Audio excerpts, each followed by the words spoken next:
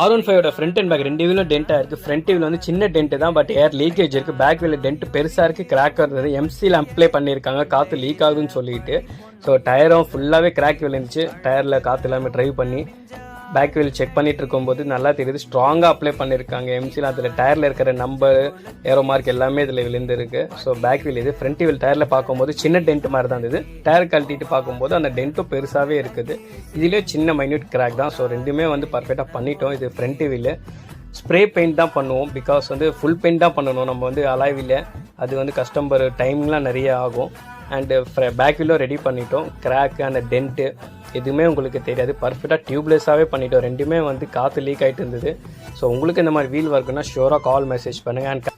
And customer நம்மக்கிட்ட காலில் தான் பேசினார். வீல் கொடுக்கும்போது எடுக்கும்போது சரி போட்டு தான் புக் பண்ணி அனுப்பிச்சாங்க நம்மக்கிட்ட. ஸோ அந்த டேஸ்ட்டு தான் அதுக்கேற்ற மாதிரி அவருக்கு பெனிஃபிட்டாகவும் பர்ஃபெக்டாகவும் அவரோட ஒர்க்கு பண்ணி கொடுத்துட்டு இருந்தாங்க. ஸோ உங்களுக்கும் இந்த மாதிரி வீல் ஒர்க்குன்னா ஷூராக கால் மெசேஜ் பண்ணுங்கள்.